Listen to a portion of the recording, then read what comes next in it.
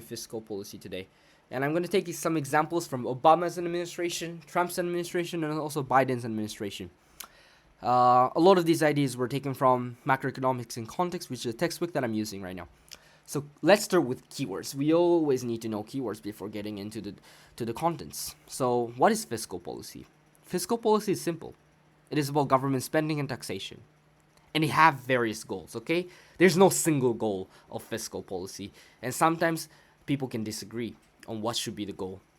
However, generally, people agree that it should achieve full employment level of output, make sure GDP grows, economic activity expands, so that will require a lot of laborers to work, so unemployment can fall, people's income rises, things like that. So that is one thing that they want to achieve, or you can say two things, to lower unemployment rate and also expand GDP or increase GDP growth. However, they also want to make sure they achieve target inflation.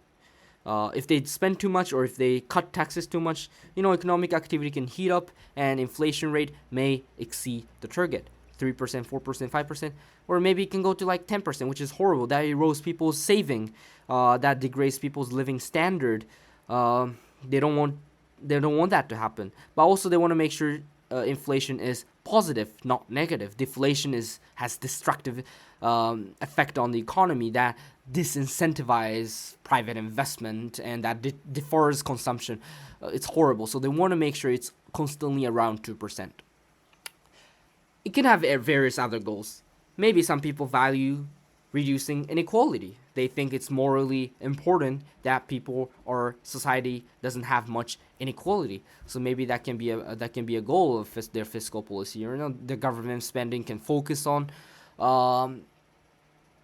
helping poorer populations. Or taxation can be progressive, so they tax more on rich than poor, in terms of income share. And it can achieve so many other goals, right? People may value about environment. They want to make sure environmental sustainability is achieved, so they spend more on like conservation projects, or they tax more on firms that release a lot of carbon dioxide. We also need to know what expansionary fiscal policy is. Okay, it's a use of government spending, transfer payment, or tax cuts to stimulate higher level of economic activity. So it's about increasing spending, it's about increasing transfer payment, it's about reducing tax collections. So people can produce more, people demand more, so production would go up, and that would hopefully reduce unemployment and increase GDP growth. However, this tend to have the side effect of high inflation. Not always, but when aggregate demand, total demand in the economy is high because farms are buying a lot, households and firms are buying a lot because they have more money as a result of subsidy or payments or less tax collected from them. That can put inflationary pressure as a result. And the opposite of expansionary fiscal policy is contractionary fiscal policy, which is about decreasing government spending, cutting government spending, and increasing tax collection. It's opposite of this, and they often do that. Politicians or government often does this to make sure inflation is not too high, to remove inflationary pressure. And we also need to know what discretionary fiscal policy means. It's the changes in government spending and taxation resulting from deliberate, intentional policy decision, and it's a distinct ideas from automatic stabilizer, which is a system that is already built in to, for example, increase government spending or transfer payment, or reduce taxes when economy is not doing well, when economy is in recession, and does the opposite when economies is in expansion. When economies expand, GDP is growing, they tax more, they cut spending. And such system is already built in. It's going to be clear when I bring up some examples. For example, unemployment benefit. When is the time that unemployment benefit spending gets high? Government gives a lot of unemployment benefit to people. When does that happen? When economy is in recession and people are unemployed, right? So this is a good example. When recession happens, spending increases, government outlay increases. Same as progressive tax. When economy is booming, people are getting a lot of income, production is very high, profit is very high. In these cases, progressive income taxes make sure that large share of those income or profit is collected and as tax revenue. But when economy is not doing well, the tax rate decreases automatically, right? So such system already exists, right? It's not like unemployment spending expands in recession because politicians is kind and they do that. It's not like that. It's already in the law, right? The system does that for you, for unemployed people. It's not the president or Congress at that moment decides to do that. It's not up to them to expand unemployment, to increase unemployment spending at this time. Like people are allowed to use unemployment, allowed to get. People have right to get unemployment benefits, unemployment compensation when economy is in recession, no matter what president or Congress at that time thinks of. That is automatic stabilizer, and discretionary fiscal policy is opposite of that.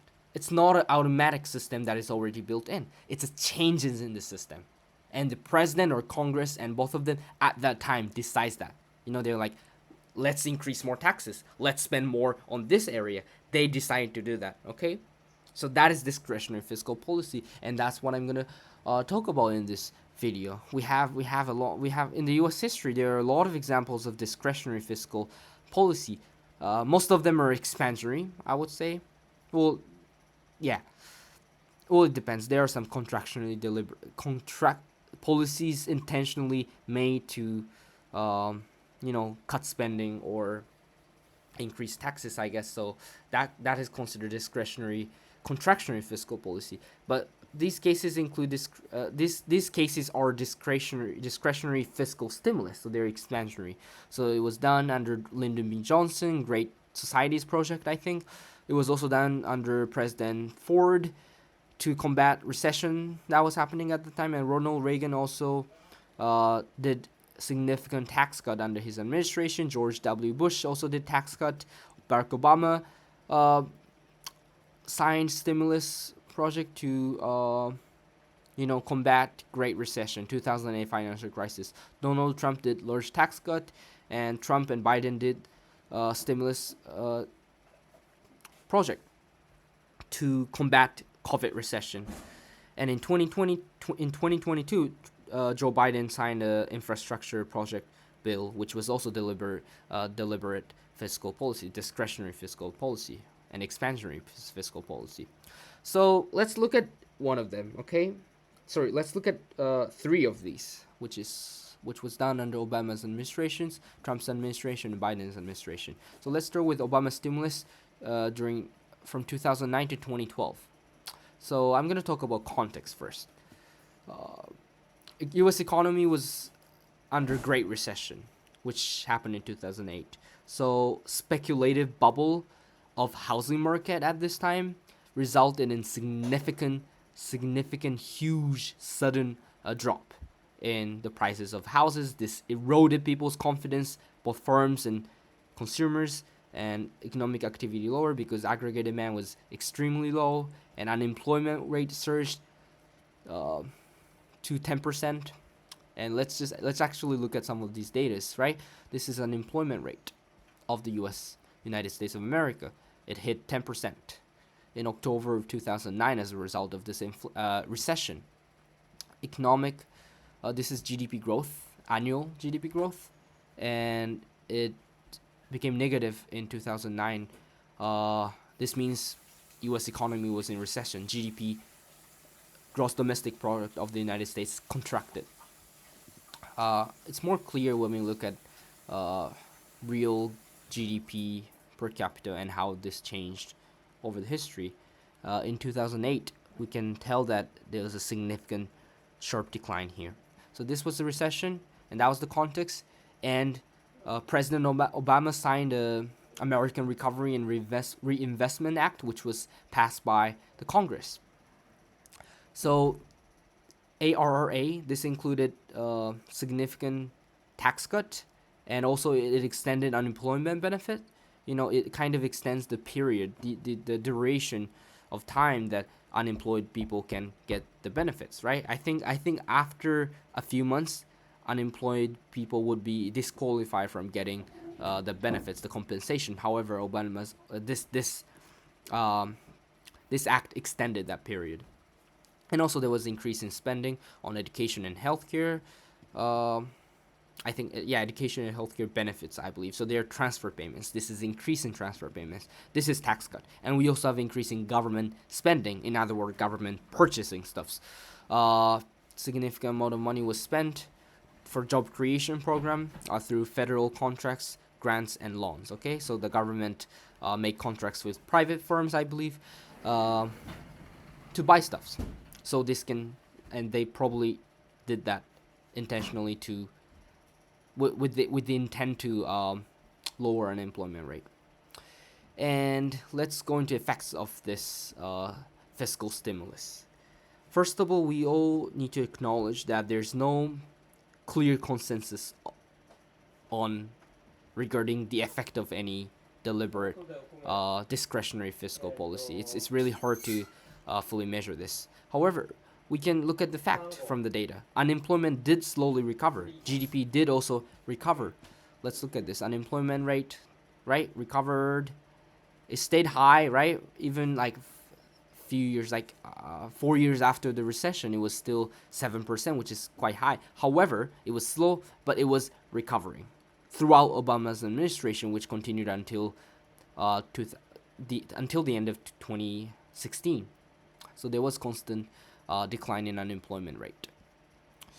And people can disagree. Like, did Obama's stimulus result in or lead to low unemployment, or maybe it's other factors that led to decline in unemployment rate.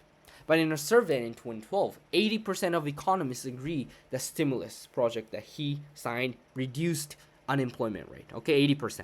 So it's not agreed by every single economist, but a lot of economists say, yeah, it did help cutting unemployment rate. And some say the stimulus prevented negative spiral, preventing even more severe recession. So what we need to know about recession is that severe recession can result in negative spiral. Okay, so a lot of people get unemployed. A lot of people realize that their wages is low, or wages get lowered, things like that, or at least they're not growing.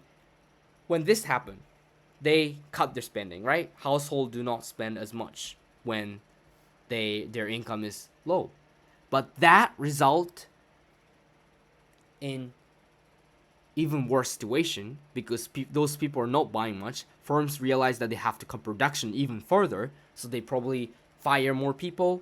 And as a result of that, we're going to have more unemployed people who are going to spend less than before the recession. And this result in further decline in revenues and decline in demand. So other firms also decide to cut the production. This continues. This continues. That is negative spiral, right? People lose income, they spend less. As a result of that, other people lose the income too, and this continues. This expands in the economy. That is negative. We can call this negative multiplier, right?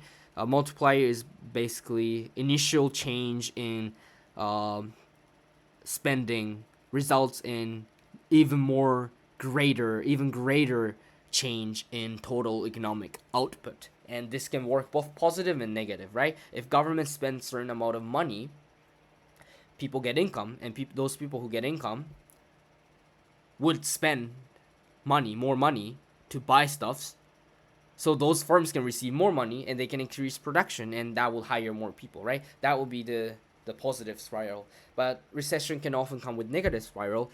However, some economists say that because of Obama's significant stimulus program, which did inject a lot of money into the economy, which demanded goods and services production to the economy, we were able to kind of prevent the negative spiral. So that's why GDP was able to recover. GDP was recovering. There was economic growth throughout Obama's administration. 2.7, 1.6, 2.3% increase from the previous year. So that's what a lot of people say.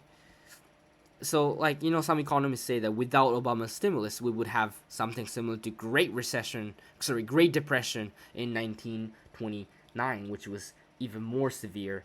The unemployment was way above 10%. It went around 20% or something. Like, some economists say this could have happened without his active, deliberate, discretionary expansionary policy. Okay, let's move on to Trump tax cut. Okay, my favorite one, very interesting one to analyze. So the context was very different from Obama's administration. Okay, when Trump got inaugurated as president in 2017, the economy was already expanding, and it was long time after the recession, the previous recession, which was in 2008. It was expanding already, and unemployment was already low. We can tell.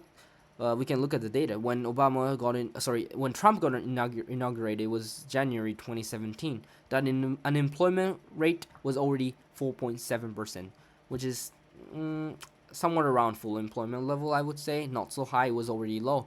GDP growth in 2016 was 1.8. Uh, it was positive. It was not in recession. We can also, there was constant increase expansion of GDP here, and Trump kind of inherited it. So economy was generally in a good shape. At least it didn't have any problems. Uh, and inflation was low. None of them were in a bad shape, I would say. So that was the context. And then he signed Tax Cuts and Jobs Act, which was passed by Republican-controlled Senate and House. So TCJA included two things. Okay, first is reduction in personal income tax rates, delivering major gains to wealthy households with smaller reductions for middle class and lower income households. So it was a significant tax cut, and tax cut were did was given to a lot of people, not only rich but also poor people and middle class. However, it was more helpful for rich people. They experience more significant income tax drop. Yeah, like rich people, wealthy people were able to enjoy the benefit of tax cut, which was more significant for them than poor people. And another thing was reduction in corporate tax rate from 35% to 21%. Very, very, very sharp decline in corporate tax. And corporate tax, remember, is a tax on capital income, and it is people who are running businesses, people who have who get profits, right? So it is for tax on rich people, and that was cut, that was reduced. So that is obviously expansionary fiscal policy, right? Because it includes cutting taxes. By definition, that is expansionary fiscal policy, and it was an automatic system that was built in. Trump decided that, and the Congress decided to pass that, so it was deliberate, intentional policy. And the effect of this is very interesting. Okay, a lot of advocates who supported this policy envision a supply side effect of tax cuts in stimulating investment and economic growth. Okay, this is called supply side economics. Some people argue that cutting taxes for rich people is good because rich people are often the one who are making a lot of investment, who are running businesses. So cutting taxes on them can stimulate more investment. So economic capacity can expand, and maybe employment can surge, and also because they make a lot of money as a result of this investment in economic growth, maybe tax revenue can expand later, so that can kind of cover the tax cut that they initially conduct. That is supply side economics. Ronald Reagan envisioned this, and Trump basically did that. Uh, People can disagree on this. Okay, it's really hard to measure this success for many reasons, and especially because COVID recession happened. Okay, before we could actually see the total effect of this significant, huge tax cut. Uh, However, it is clear that almost clear, I would say, that the argument that supply side effect would cover up falling revenue, this argument was largely wrong, I would say.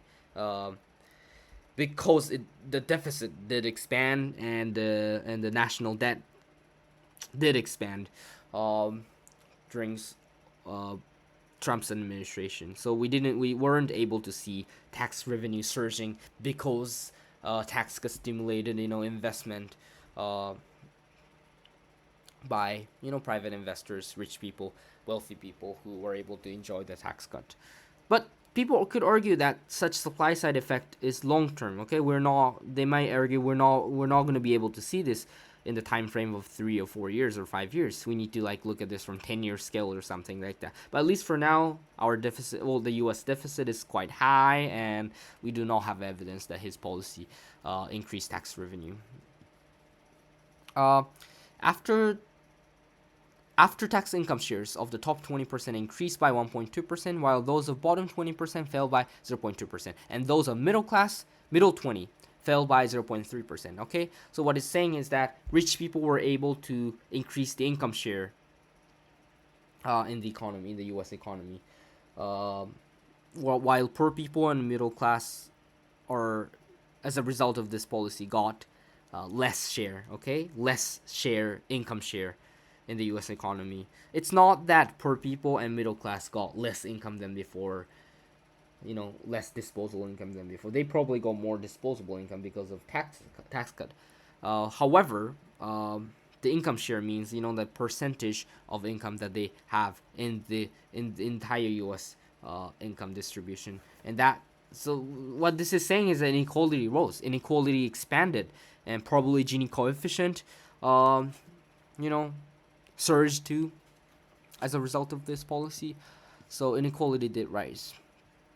Uh, and in terms of unemployment, okay, unemployment continued its downward trend throughout Trump's administration, and you could argue that maybe it's as a result of, that's a result of his expansionary, you know, policy of tax cut.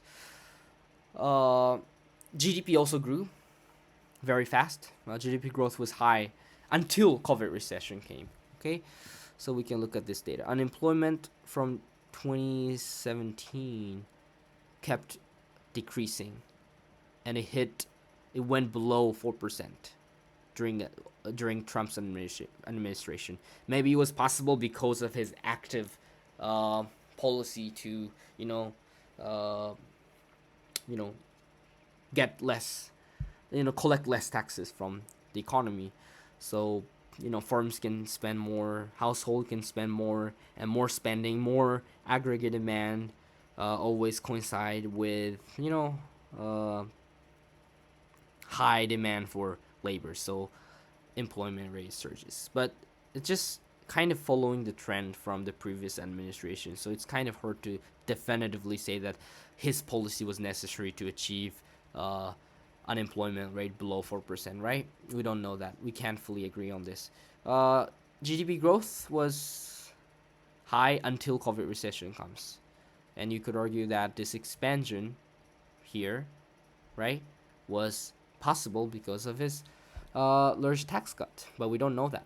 We can't fully conclude on this. Maybe it was possible without such tax cut, without having to lurchen inequality in the U.S. And economists disagree on this. Very interesting. That's what I love about economics. People can disagree, although we have something that we can agree on. At the end of the day, we could disagree in what policies is more effective than the others, and we have various evidence that supports different theories, different ideas. Okay, let's move on to Biden's infrastructure project. Okay, so the context was that it was after COVID recession. However, it was recovering. Unemployment and GDP was both recovering, and it was quite rapid. Unemployment reached 14% or 15%, somewhere around 14% in COVID recession in April of 2020. However, this declined quite dramatically, and when President Biden was inaugurated in January 2021, it was already 6%. It was following its trend of decline. Okay, so it was after recession. However, it was during expansion. It was in a sharp recovery, and unlike 2008 financial crisis, the COVID recession's recovery was like a V shape. Okay, it was able to go back to its original trend, right? We can tell that here. This trend line still exists here. This was kind of like a unstable condition. However, it went back to the original level, original trend, I would say. However, 2008 financial crisis didn't um, show such rapid recovery that put economy back to its trend, right? If this didn't happen, maybe economy would expand something like this. So that was a huge difference. So that was the context. The economy was not in the perfect shape because it was right after recession, but it was recovering already. And then the Congress, passed and President signed infrastructure investment and jobs program in 2021. So it included so many different things, and they're all infrastructure related things. It was for roads, bridges, and major infrastructure project. A lot of money was spent to modernize public transportation, public transit, and also for passenger and freight rails. Rails are very important for many things. They also improved broadband infrastructure.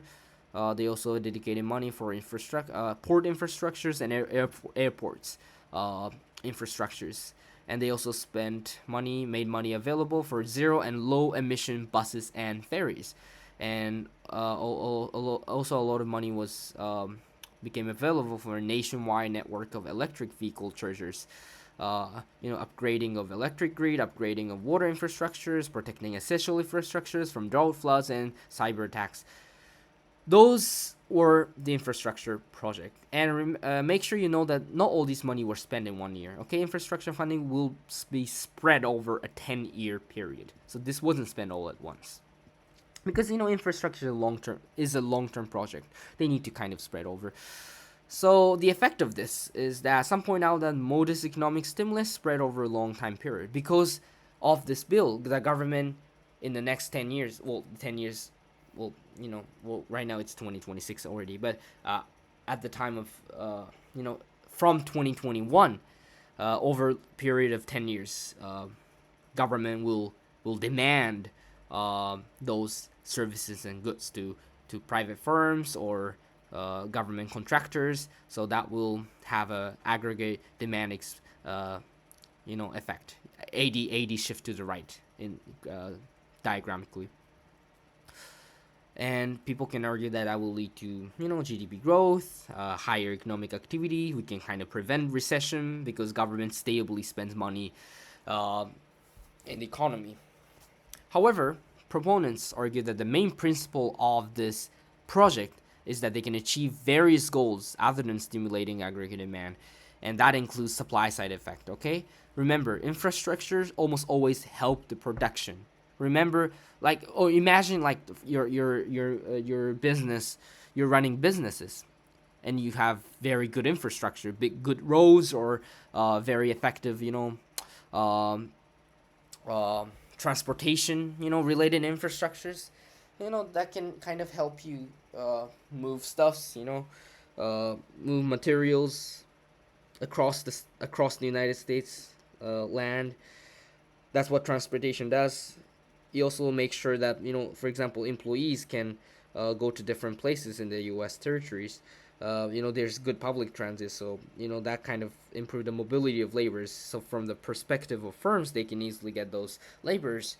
Uh, what else? Port, airport, same thing. Upgrade electric grid. That definitely helps production for many people, but it also helps a lot of households, right? So it has supply side effect that helps um, farms in the process of production of their goods and services. But they could also achieve some other goals, upgrading electric grid, or what else? Improving public transit or infrastructure just directly helps the households, kind of, rather than helping firms. That you can argue that that's a good thing, and also it can improve environmental sustainability in long term because there's a significant investment on, what is it, network of electric vehicle chargers, right? We can hopefully reduce CO2 emissions as a result of this, things like that. It's a long term project, so we don't have a clear evidence about what it actually did, but we should probably keep our eyes on this. Although Biden is not our president right now, I think the bill that he signed is still alive and it's still active and it still will continue to impose effects on the U.S. economy. Some argue that inflation was high inflation that happened during Biden's administration was because of those policies of very expansionary fiscal policy, right? And inflation rate did exceed 7%. Let's look at the evidence. Yeah, 20. Yeah, very. This is gross. Sorry, where's inflation? Yeah, we have this here. Inflation in 2022 was 8%. 2021 was 5%. Very high, right? However, I think a lot of economists say that infrastructure project was not the main reason for high inflation rate during Biden's administration. First of all, it was spread across 10 years, okay? So it's not like they spent a significant amount of money in 1 year, right? Other uh, expansionary policies that Trump conducted or Obama conducted was more like a short term injections of money, right? Short term surge in aggregate demand, I would say. However, that was not the case for infrastructure projects, so it is kind of hard to argue that this bill uh, resulted in 8% inflation. There was probably like supply chain issues and other issues. It was probably we should blame more on uh, the COVID stimulus that Biden and Obama did. Oh no, Obama, sorry, Trump did, rather than this infrastructure project. And before we move on to the last section, let's actually draw this. It's very important to uh, actually use AS and AD model to fully understand what happened. So during Obama's administration, we have AS here, aggregate supply, and AD was somewhere around here.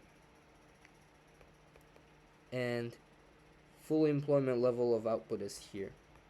Okay, ideal GDP that we want to make sure that uh, you know most of the people who want jobs or have jobs. And we have uh, price level here, and then we have GDP, real GDP here. So during Obama's administration, AD was very, very low. It was way below the full employment level output. So President Obama did conducted expansionary discretionary fiscal policy, such as tax cut for people and also increasing spending, increasing transfer payments for unemployed people, as well as helping with education and healthcare, giving money for people who needs those things, and also increasing government purchase of goods and services by contracting, making a private contacts with private firms. So that's higher spending by government, higher spending by household who were able to retain more of their income. So it maybe did have this effect. It wasn't significant. The employment level didn't uh, go back to full employment level of like 3% or 4% unemployment rate immediately after this stimulus. So I would just keep it here.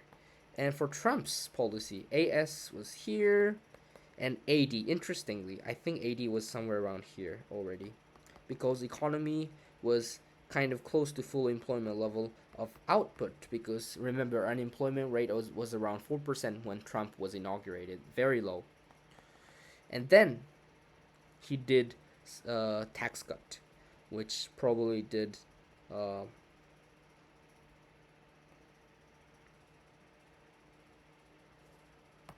increase aggregate demand, so something like this. And maybe we were able to see some high growth in GDP because of this. And for Biden's, we have AS, and I would say AD was somewhere around here. It was already recovering. It was not yet, however, it was close to full employment level of output. We have price level and GDP, real GDP. And then Biden, uh, you know, allowed made funds available for various infrastructure projects. However, it was spread across 10 years again. So, each year it only probably increased the AD just by a bit. So it didn't necessarily, this doesn't result in like a huge expansion or anything of economic activity, but it did probably have certain effect in long term. However, what this infrastructure project is aiming is probably to shift a S curve to the right, because firms can produce more, firms can utilize those infrastructures available, airports, ports, roads, internet access, electricity, things like that, to increase their production. So that is AS shifting to the right. Hopefully they can achieve this. Okay, I'm not saying this actually happened. We don't have clear evidence of this yet, but at least that was their intention. So that is the, yeah. I basically finished explaining the fiscal stimulus, discretionary fiscal policy conducted by three presidents, signed by three presidents. And before I end this video, let me just explain additional perspective of evaluation. Okay, we have certain some we can evaluate each discretionary fiscal policy using different perspective other than what I already talked about, such as the effect on GDP and unemployment. So we should look at multiplier and varying MPC across different income groups. What it's saying is that multiplier effect, which is the process or economic concept that explain how initial change in spending would result in greater uh, change in overall economic activity. Um, Multiplier can be different depending on to whom you do tax cut to, or to whom you spend to, right? There are some people who spend more of their income than others, okay? There are some, and that is called marginal propensity to consume. Some people have higher MPC than the others, and that is poor people. Poor people spend larger portion of their income on what they want to spend on, but rich people tend to spend less share of their income to purchase goods and services. They save more, right? Because imagine, even if you're poor, you need to buy certain things. You need to buy grocery, just like rich people need to buy. So as a result of this, poor people tend to just spend larger portion of their income to buy food or housing or transportation and things like that. Therefore, what I'm saying is that tax cut on those population has more multiplier effect than tax cut on rich people, or spending on those people, or transfer payment on those people can have more significant multiplier than doing the same for rich people. Does it make sense, right? So through this lens, we can understand each president policy uh, in greater detail. For Trump, as I said, Trump's tax cut basically prioritized taxing cuts for rich. It did cut taxes for middle class and lower class to a certain extent. However, they did that more for corporations and also people who earn a lot of income. However, they have low marginal propensity to consume, so they are able to increase their disposable income. However, they don't spend much portion of that gain to purchase goods and services in the economy. They just probably increase their saving and things like that. So that doesn't that kind of like doesn't have a huge impact in stimulating economic activity. However, you can argue that during Trump's administration, the economy was already recovering and has almost recovered, and unemployment level was low, GDP was high, so maybe such effect wasn't needed. Maybe as he said, or as the proponents of Trump's tax cut said, supply side effect was the true intention rather than multiplier effect. However, in terms of multiplier effect, or the positive spiral effect, is probably minimum, because of its priority, tax cut priority on rich who save a lot of their income rather than spend in terms of share portion, yeah, the percentage. And Obama stimulus probably, unemployment compensation, that goes more for poor people, right, who do not have income.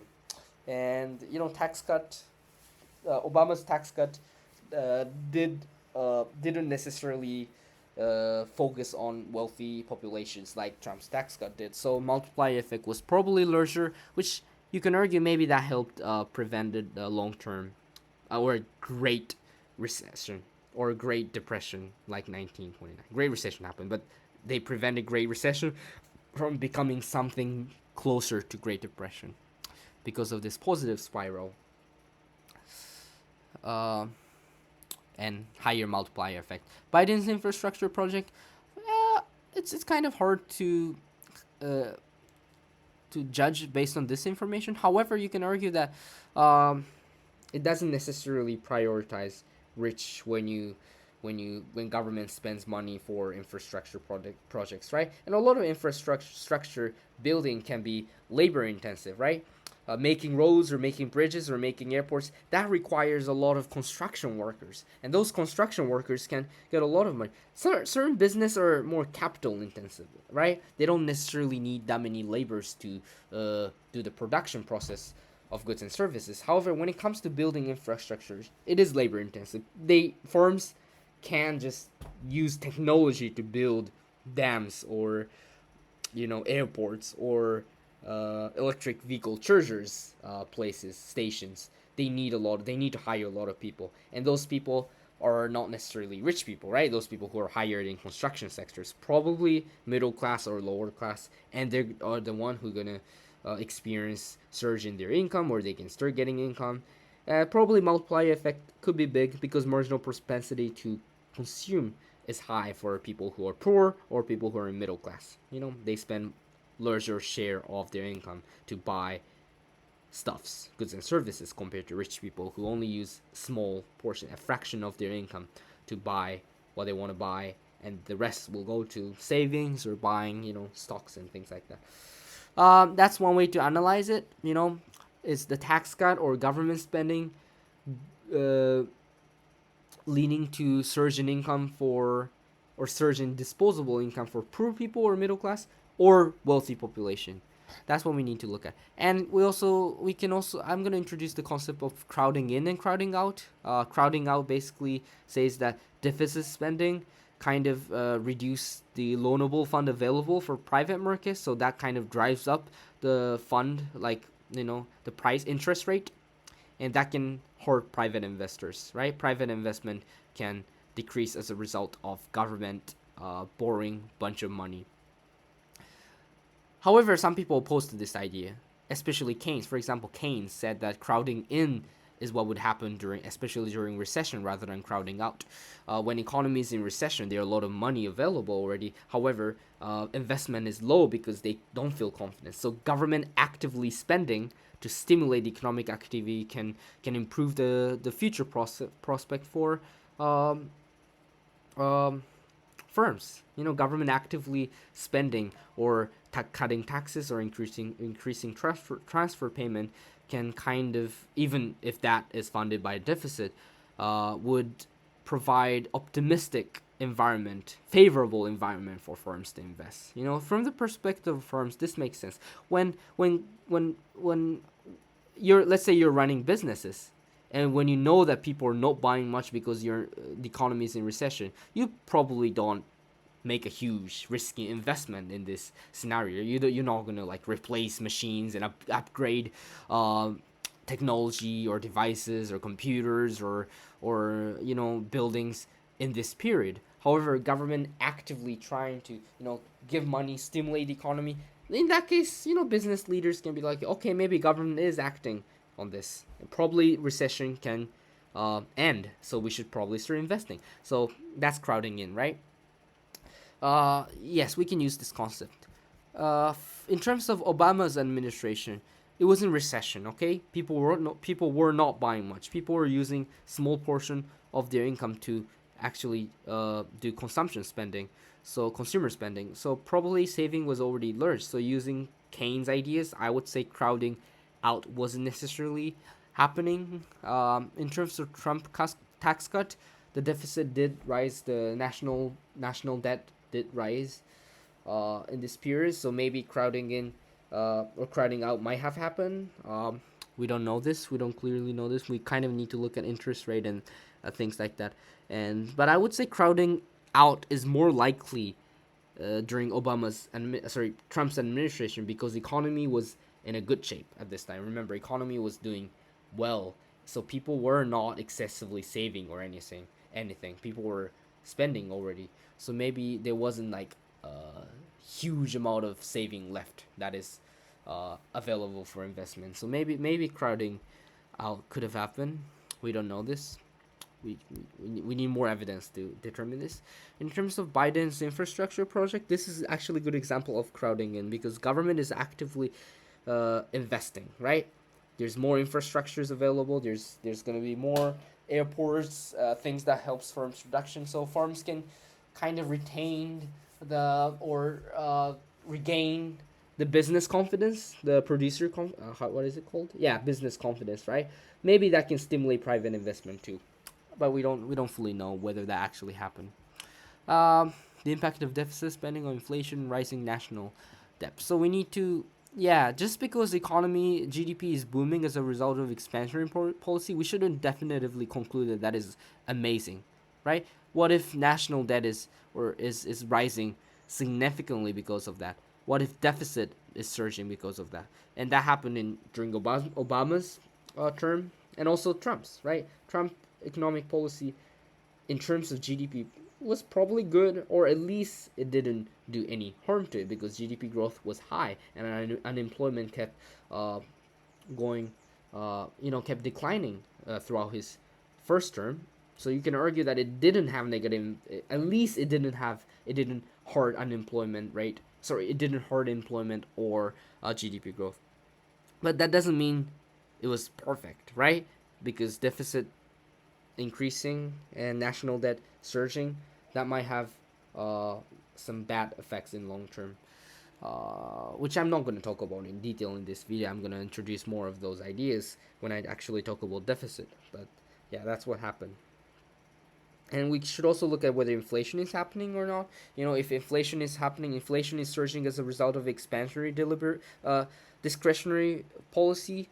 Maybe that's a bad sign. However, that didn't happen in Obama's administration, and surprisingly, that didn't happen during Trump's administration. Price uh, only rose by like 2% or below that during his term. Maybe it exceeded 2% just by a bit, but it was around target, despite what a lot of people called excessive tax cuts. And inflation was high during Biden's administration, not necessarily because of this project, maybe, but it was high. So we need to make sure we look at these different metrics.